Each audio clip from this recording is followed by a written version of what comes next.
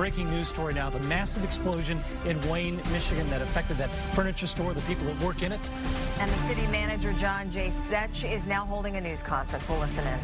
Our entire fire department is there, as well as firefighters from Westland, Canton Township, Inkster, Dearborn Heights, Romulus, Taylor, Garden City, Livonia, and Farmington Hills.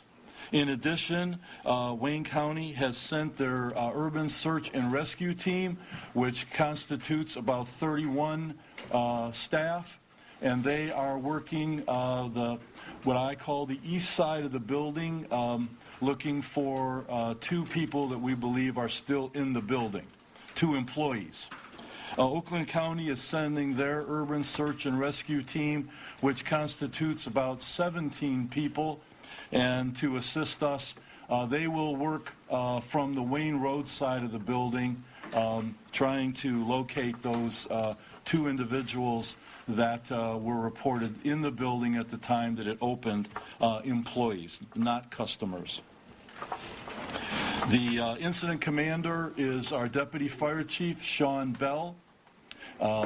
In addition, all 3 of our fire captains are on the scene, assisting our incident commander, deputy chief, and fire marshal Sean Bell. The Michigan State Police are also assisting, as is the team from Homeland Security. The Consumers Energy has been contacted, and they have turned off the gas in the area. We evacuated business people and residents in the region as a precaution. But as of 11 o'clock today, Consumers Energy had turned off the gas in the area as to try to stabilize the situation. We know there were a couple of motorists that were passing by the front of the building at the time that the explosion occurred, and there was some injury there we believe to be minor, but as right now I can't really discuss that because I really don't have solid information. I've seen some things on TV as well as in the radio indicating that those people have been interviewed. Windows in the area of the adjacent businesses were blown out.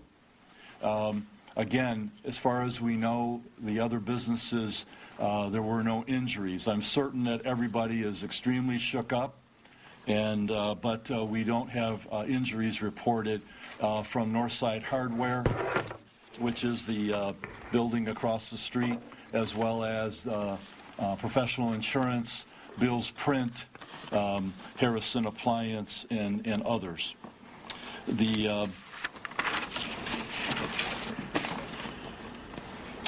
I'll take a break here for a second. Perhaps it would be appropriate for the mayor to speak on behalf of the city council. Some of them are in the room. A couple of the city council members are across the street at our incident command center. Again, as I indicated, to my right is Mayor Al Haddis. The city of Wayne has been the mayor since 2001. Mayor Haddis. Hi, everyone. It's a sad day in the city of Wayne, but our first responder respond in a very fast manner. I received the call 9:19 from the assistant to the city manager, Mr. English, and I rushed to the site. I live less than a mile and a half from the site, and it was a great deal of respond over there from Westland, Wayne, Romulus. I mean, the site was really place to where you see how strong the respond and how fast it is, and we're dealing with it, as the city manager mentioned, one step at a time, and we hope to get the other people trapped inside. And if any of the residents have a question about the utility, because they shut the main gas off and it's a winter time, please call the City Hall 722-2000. And as more we have information, we will provide you with it. And we have with us the chief police at this time. I think if you want to comment on some of the response, that would be appropriate for you. We're very fortunate to have several fire departments and several police departments immediately come to our aid and call us. The phone started ringing off the hook from all the help from all of our neighbors. And as the chief of police, I greatly appreciate all of that, given the times that all these departments, as ourselves, are in. It was very difficult, but the officers were able to respond very quickly. They were able to secure the scene very quickly. The businesses and the residents that live in this neighborhood were exceptional. They were very helpful with notifying each other during the process of us trying to move them back until the scene could be completely secure. That's pretty much about all I have to say right now at this time. If you could mention, we closed Wayne Road from Michigan Avenue west to Glenwood for the traffic. Correct. There has been some obvious inconveniences for the vehicle traffic in the area that commute through Wayne. We did have to close Wayne Road at Michigan Avenue to alleviate the northbound traffic on Wayne Road. We also had to close traffic on Sims at Wayne. And we've also had to shut down parts of Glenwood Street, which is just north of the incident. As of right now, the perimeter that we have set is north of Glenwood, east of 2nd Street, and we have people west of the alleys behind Northside Hardware. All the businesses have been evacuated all the way down to Elm Street. And again, they were all very helpful and cooperative, and as far as passing the word on when the officers were knocking at their doors. Okay. We have also had help from the Salvation Army. They've set up a canteen. We're opening up our activity and banquet center, which is due south of City Hall here, as a warming center, depending upon how long the gas is off for some of the homes in the area. So we'll take some questions here, and as I said, we'll do our best to answer them, and then we will we'll update you later in the day. Yes? Can you just talk about the actual gas explosion itself? What are you hearing from Consumers Energy? What are you hearing? I mean, just anecdotally, and us talking to people, it sounded like, they really smelled a lot of gas as soon as they got in there. Some people said they smelled it beforehand. Were there reports of gas leak or smelling gas earlier in the day? Kind of give us an idea of what you've learned so far. I don't know a great deal about that situation. To be frank with you, I was told just before we began that there was a call earlier this morning prior to the explosion about someone smelling gas, and that Consumers was called and were on the site looking for the problem, and then the explosion occurred shortly after 9 o'clock. So that's as much as I know. Do we know the identification of the person that was brought out of the building, out of the rubble? I asked the question again. Do we know the identification of the person that was brought out of the rubble so far? The person that was brought out of the building is Mr. Paul Franks, the owner of the business, and he's been taken to U of M Hospital in critical condition. I was just informed a few minutes ago.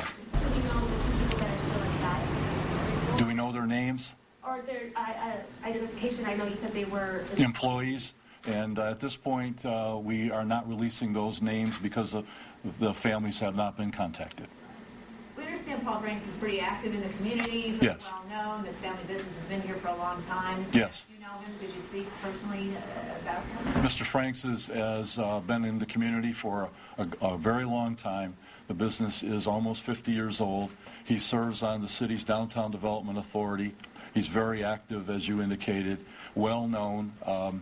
And most everybody in Wayne probably at some point in time has purchased furniture from Frank's Furniture, and he's a first-class fellow, and we hope that the people at U of M are able to take good care of him. What are the hopes of finding the two people still in the store? That's our number one task right now. That's why the urban search and rescue teams have been called in. We're concerned about additional collapsing of the building, and so we're doing everything we can to search for them in such a way that we would not cause further problems. And so the the teams are working right now with the firefighters to locate these two individuals. Yeah. I don't know. Do not know that. I wish I did, but I do not know that. Yes. We heard that there was 2 people that were driving that were killed. Is that true? No, not true. Not true. No fatalities that we're aware of at this point from motorists passing by. A lot of people are startled about Homeland Security being involved. Can you give us an explanation of why? Is it standard, or is this something that they always just, you know, in this kind of explosion they come here? To be frank, it's a first for us. The answer to your question, I'm not certain if it's, we've never had a situation like this before. I'm not certain who called them, if they were notified by perhaps another agency and wanted to be of assistance and came to offer their help. We are aware of the fact that they are on the scene trying to be of assistance, but it's not a Homeland Security type of event that we commonly think of, but we're glad they're here, and if they can be of some help, we'll take all the help we can get. Other questions? Thank you very much. We'll try to keep you posted. Yeah, another question. Were you anticipating another update? Is there another... Later in the afternoon, we'll notify you later in the afternoon when we have more information, and to see if we can provide more to you and fill in some of these blanks. Okay?